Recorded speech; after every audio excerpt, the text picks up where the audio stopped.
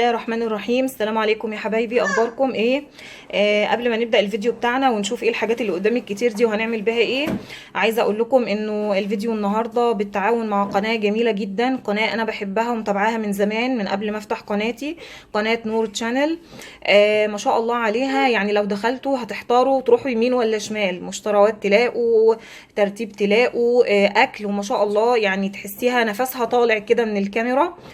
عامله لكم النهارده صوص المانجا بطريقه حلوه جدا وسهله، ادخلوا وشوفوا عملته ازاي. كانت عامله كمان صوص الفراوله، يعني ما شاء الله عليها، ممتازه جدا وانسانه خلوقه. اتمنى انكم تزوروا القناه، وعارفه انكم مجرد ما هتبصوا بس على اول حلقه كده لازم السبسكرايب يعني هيكون حصل على طول.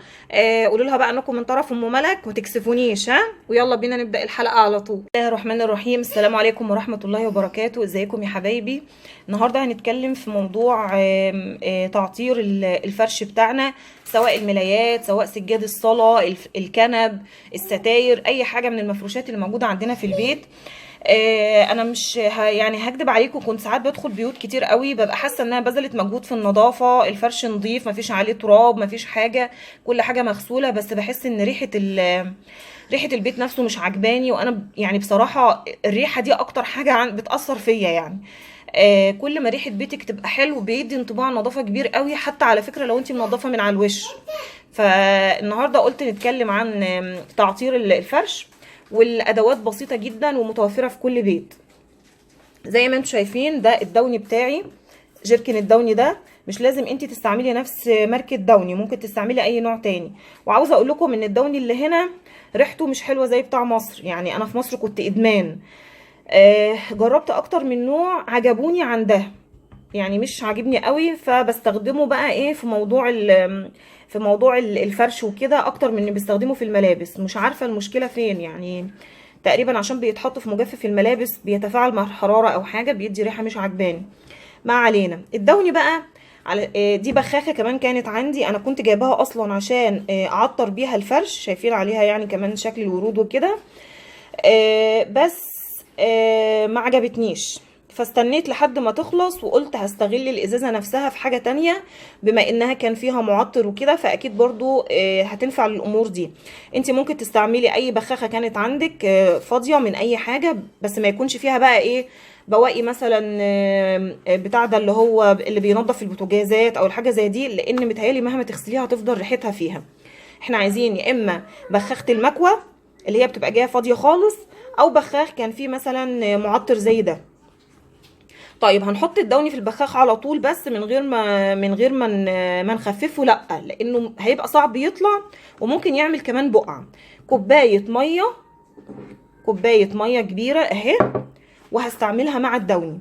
يعني هاخد غطا واحد وممكن ما يكملش الغطا من الدوني مع كوبايه ميه كبيره، علشان لو انا عايزه املى البخاخه بتاعتي.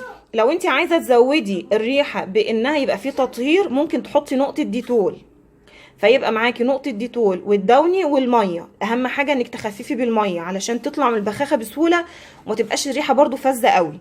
خلاص. طيب فرضا بقى انا يا ستي بستعمل مسحوق ريحته حلوه، ما بستعملش دوني، ده انا ماليش في الدوني بتاعكو ده. بسيطه جدا، اي نوع برفان عندك، برفان عامل زي الكولونيا، مش لازم برفان اللي هو التقيل ولا حاجه.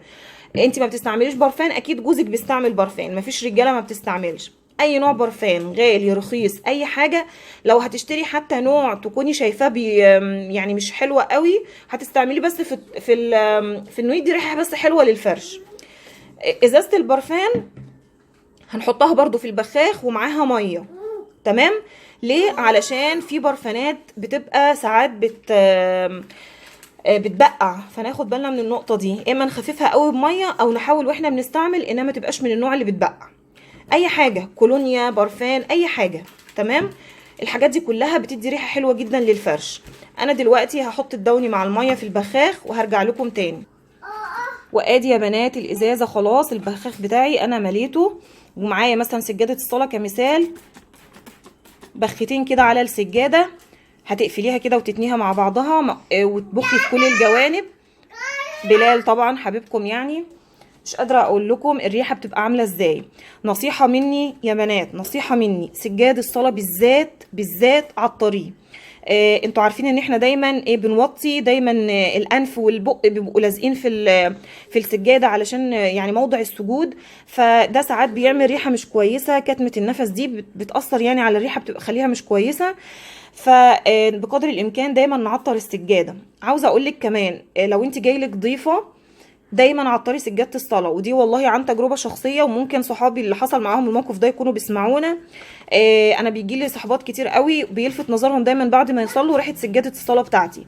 انت بتستعملي ايه؟ ريحه حلوه. فانا قلت لهم الفكره، ودوني وكده بحطه، او مثلا بغسلها باستمرار بدوني. بس انت مهما تغسليها حاولي دايما بختين بس كده كل يوم الصبح. انت ممكن بيتك يبقى نظيف قوي ومستعده للضيوف كويس، وتدخل عندك واحده تصلي تحس ان ريحه السجاده مش عاجباها فتتضايق. فدايما خلي ريحه البيت حلوه. ده بالنسبه لسجاد الصلاه.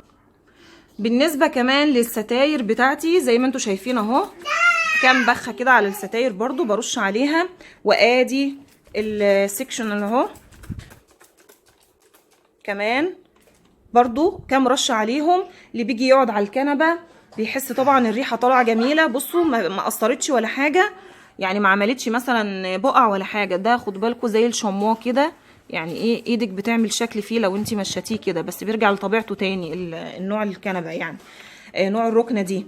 فالحاجات دي كلها بتأثر قوي، بتخلي الريحه جميله جدا بحاجه بسيطه. بصوا الازازه اتملت مفيش بنص غطا دوني والباقي ميه. وزي ما قلت لكم لو عايزين تزودوا من الريحه بانها تبقى كمان تعقيم، ممكن تحطوا مفيش يعني حاجه بسيطه قوي من الديتول. اتمنى الفيديو يكون مفيد. الشموسه طالعه اهي بتصبح عليكم. النظافه حلوه قوي. بحب دايما بعد ما امسح البيت كده واظبط الدنيا ان انا الشموسه غابت اول ما انا قلت الشمس طلعت ان انا اعطر البيت مع كمان عود بخور، تبقى الدنيا تمام كده، وبحس بطاقه ايجابيه حلوه قوي، خاصة انه يعني الدنيا مش مظبطة عندي الفترة دي. فدعواتكم. اتمنى تكونوا استفدتوا من الحلقة، واشوفكم ان شاء الله على الف خير، والسلام عليكم ورحمة الله تعالى وبركاته.